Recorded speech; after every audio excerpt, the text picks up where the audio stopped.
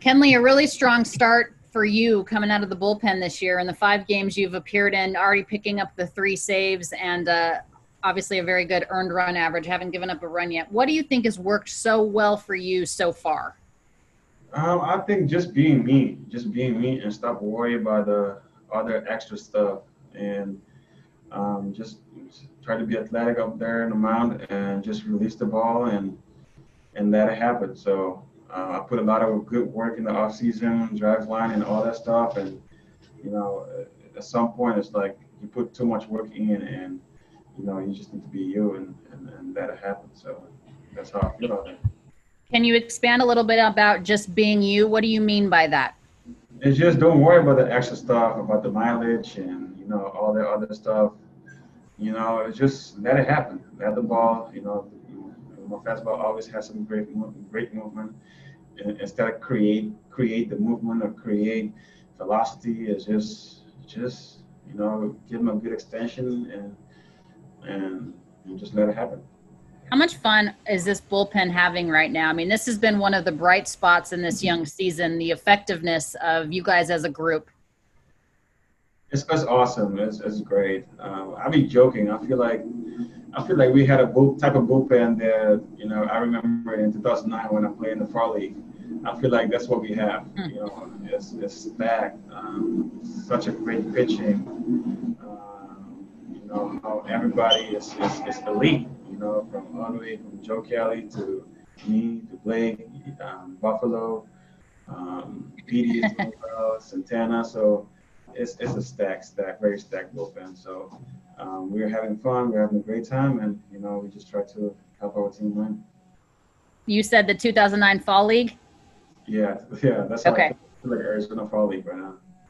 Okay. How do you feel about now when you have a runner on second base? Do you feel more comfortable just dealing with the guy at the plate, or are you still worried, is the sign stealing and maybe intentionally balking still on your mind? Do you think you'll do that a lot this year? No, I won't do that. I won't do that this year. I really don't care if they steal a sign. Okay. As to me, have confidence in your pitch and let it happen. They still gotta hit it. So I feel like most of the league already know what's my bread and butter pitch, and that's what they expect. And I'm the one who have to make adjustment and keep it honest. Make their for them to not keep sitting on that pitch all the time, and use my two seam often and my slider. Trusting those pitches also too, and just let the cutter happen. Great. Thank you, Kenley. Thanks, Alanna. Next question is from Jorge Castillo. Go ahead. Hey, Kenley. Back in spring training, which seems like a year ago, you mentioned tinkering with the slider a little bit, new grip and all that. I'm wondering, how do you feel about that pitch? And, if you continue tinkering with it or you found something that you really like?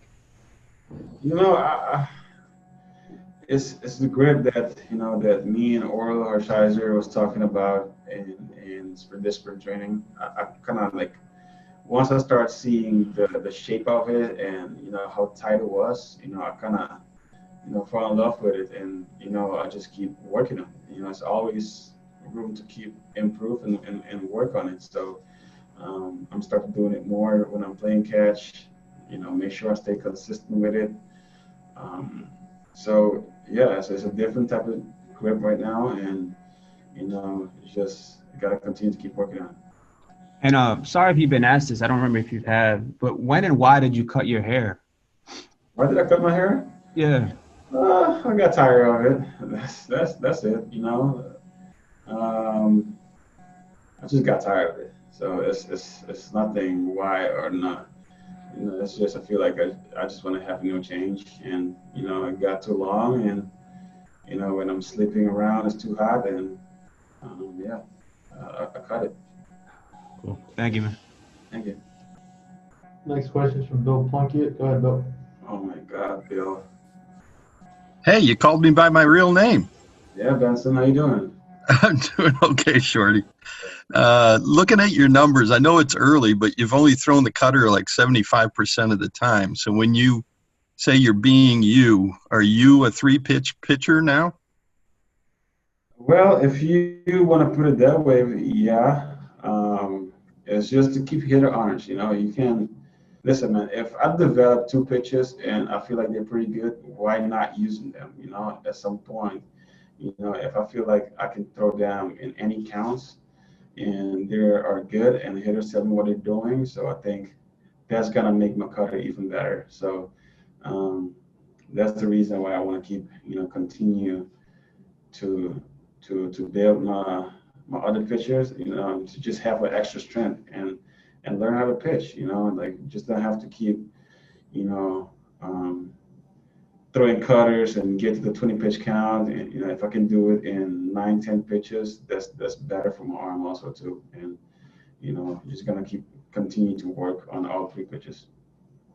You're at the end of the longest road trip of the season. How was life on the road different this time around because of the situation going on? It's tough. You want your family to be with you, but you can't, and everything changed. Everything changed. Life is not normal right now, so you want to be with your family, and I feel like it's hard right now, but we got to get through it. Because of that you already went through it, do you do anything differently? Has the team told you to take different precautions? The thing is like no doctors know what's going on right now. That's the thing of this pandemic right now. They all try to figure things out. So even that I got it, you don't know if you're gonna get reinfected again. So I'm not gonna take that for granted. Like, oh, I got it already, I'm good. No, I'm gonna act like I never had it. But of my experience, I can tell everybody to just take it very serious because since day one, when I told you guys, it could spread very quick, and we see it on Miami, we see it on the Cardinals. So this thing is hard. It's hard. And once it take one person to get it, and you just don't know, and it can spread that quick. Thanks, Shorty. Thank you, Benson. Next question's from Dave Assay. Go ahead, Dave. Oh gosh. You should keep that mask on. Yeah. It's curious. You feed off of adrenaline at home and from the hostile environments on the road. How have you been able to perform the way you have without fans in the stadium to get the adrenaline going? Man, it's hard, man. I'm not gonna lie about that. It's an adjustment that we have to make pretty quick here because it's so much easier to live with your fans. Either your fans are cheering you or the visitor side are booing you, and you come out there and shut it down. It's so much easier to pitch when it's fans in the stands, but we're making an adjustment. Just try to keep focused more and more and locked in, and don't try to fight it. Don't try to find it like I want to dig in and find that adrenaline. Just let it happen. That's what I'm learning out there. Just go out there, be me, and let it happen. And when it comes, it comes.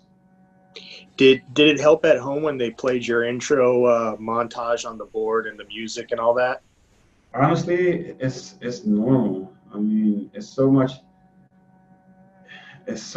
different when that song we're playing, the intro we're playing, and the fans is in the stands. So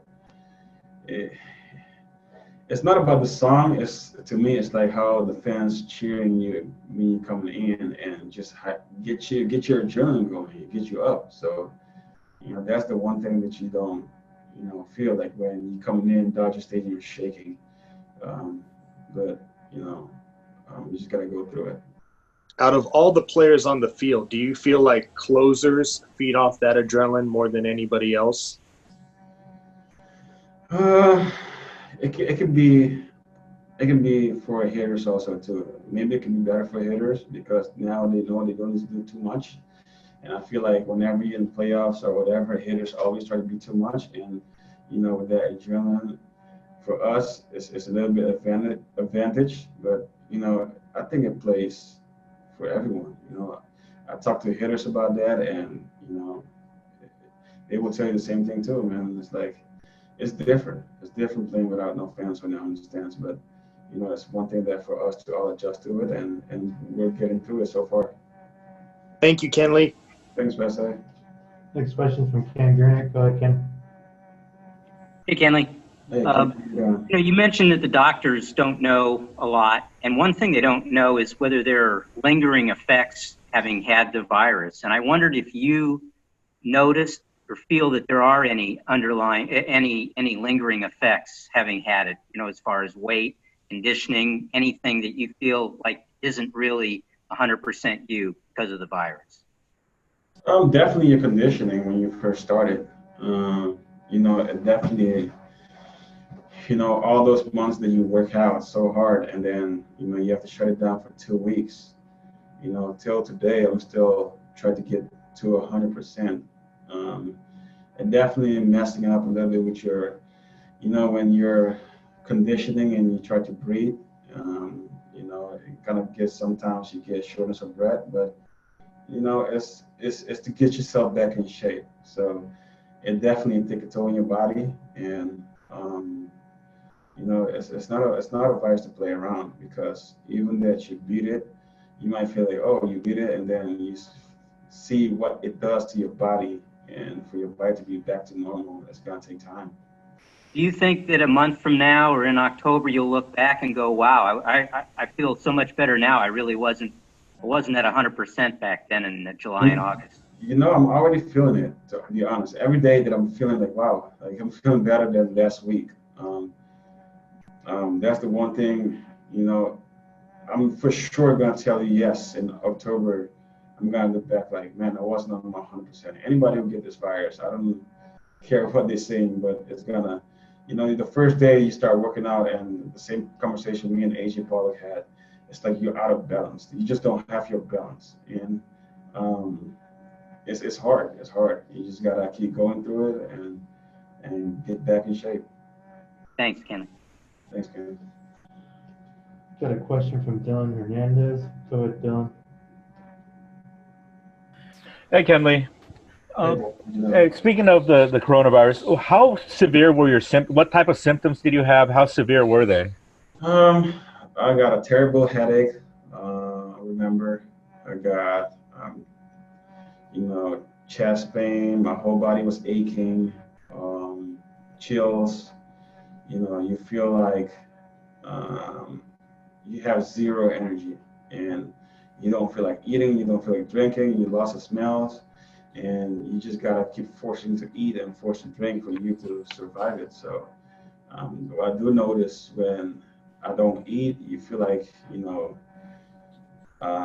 it makes you worse. And then if you lay down too much in bed, I feel like it makes you also worse. So definitely be walking around, sitting in the sun, keep drinking a lot of fluids, a lot of tea, and make sure that I keep forcing to eat. So that's what I did, and I kind of feel like I get through it for the 3 bad days that I've had. But yeah, definitely, a lot of body ache, chills, and loss of smell, and that terrible headache. I mean, you take Tylenols, that Tylenol probably will help for an hour or two, and then your head's being hurting again. So yeah. I know, in the past, in past off seasons, past spring trainings, you've talked about, changing your diet and stuff. Seems like this year, though, you've really kind of come back. I mean, you almost look like a quarter miler now, right? In terms of like how much weight you've lost. Why was there anything that you did differently this? Was there, whether it was in the winter or during the shutdown period? Yeah, I'm definitely gonna listen. Even though I know my heart is fine. The doctors told you your heart is fine. It's still, whenever you gain weight, you're gonna put pressure in your heart. You're gonna put yourself in risk. So, for me, I always have to make sure I'm ahead of myself. Just always, make sure that I don't gain a lot of weight, because if I do, even if you do this heart surgery, you're asking yourself for a risk. So. We're going to continue to keep working on my diet and work on watching my weight very closely, so I don't gain weight. So playing this game, when I'm done playing this game, I'm going to, just continue to try to hold on to it, so, I can stay healthy for a long time. I wanted to go back to last season real quick. You know, at the very end there, at the Game 5 of the NLDS, where start of the 9th inning, you know, Dave doesn't go to you. Start of the 10th inning, Dave doesn't go to you. And I was wondering at the time, how did you take that, and did it take some time to kind of get over or process, and what was that process like? Doc, I trust in Doc. He's the manager. Me and him's always on the same page, and we talk about it. You know, we try to, you know, whenever that game was tied, because our dude was warming up in the bullpen when those 2 homers happened that quick, and then he decided to just try to lengthen the game. You know, that's what's his idea, to lengthen the game, and you know, I probably would have come, you know, to, you know, multiple innings, 2 or 3 innings if the game would have go that long after 10. But you know, that's the decision, and you know, listen, it happens. We're not looking back as that because, you know, I had a tough time last year during the season. Everybody's going to go through it. You know, it's just this year we have a very good team, and to me, I take it normal, man. You know, I have trust in my Doug. This is the manager I want to play for, hopefully the rest of my life. You know, I love Doc, and you know. I just want to be better. I just want to be better. I know I didn't have my best season last year, so I'm not gonna sit there and, you know, be at home and feel sorry about myself. No, I'm gonna try to turn it around and, you know, put the work in for every single penny they pay me to do, so I can come and do the job. Given that, was it important for you to get off to this kind of start? Yeah, why not? You know, you listen, man. I know what I did in the past. You know, I put everybody into such a, you know, the standards that I have is on the high standards, so everybody's gonna expect me to do good, and I'm expect myself to be doing good. You know, is I think this is good for everybody to see also too, that, you know, when you struggle, you know, you can turn the page, and become a better pitcher. So, you know, that season helped me develop my two-seam even more and my slider. So I feel like I'm a complete pitcher now. That, you know, I have 3 pitches I can pitch, and it's just you learn from it. You know, if that didn't happen, I probably won't learn from it, and we just gotta look forward. You know, maybe that might put me in a situation for us to be in the playoff this year. Or if we get to the World Series, you know, I'm more experienced of, you know, don't be stubborn out there, and, you know, the hitters will tell you what to do. Thank you, Kenley. Thank you. I have one final question from Alden Gonzalez. Go ahead, Alden. Hey, Kenley. Just wanted to circle back to something that Dave S.A. was asking you about, just sort of summoning the intensity in save situations when there are no fans in the stands. I'm curious if you've ever tried to do anything, especially this year, to just maybe manufacture that for yourself, and is there anything that you really could do? I mean, the easy answer for a lot of relievers is just to, like, maybe just pound a bunch of Red Bull, but I feel like that's probably not an option for you. No, if I drink Red Bull and then call the doctors for them to shock my heart again, because I'm telling you, 100% sure I'm gonna go back to AFib. So, yeah, I can't do caffeine.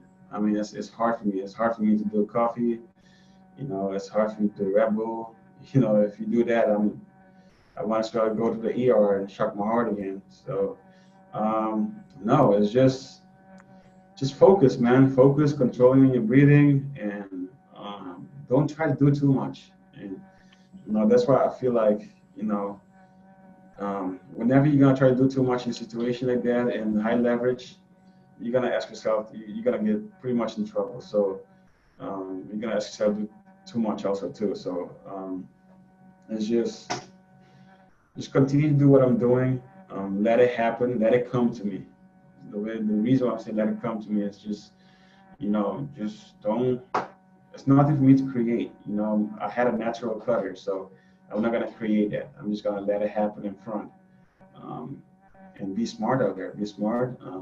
Use all my pitches, and help the team win ball games. How much better do you feel like you've gotten at that over these last 2 years, maintaining that internal focus and the controlling your breathing and all that stuff? It's getting better each day. As long as we're gonna play this game, we're gonna keep learning every day. We're gonna learn more about ourselves. We will learn more about the game. So, I feel good where I'm at right now, and can be satisfied at the same time. We just gotta keep continuing to put some work in and try to be better day in and day out. And when you go out there, just have fun. That's the one thing you can't forget about. Yes, you're in the major league. You just go out there and have fun. A lot of people cannot do this. So, it's a blessing for me to be here and sometimes to forget about those little stuff. And just go out there, have fun, and just help our team win ball games.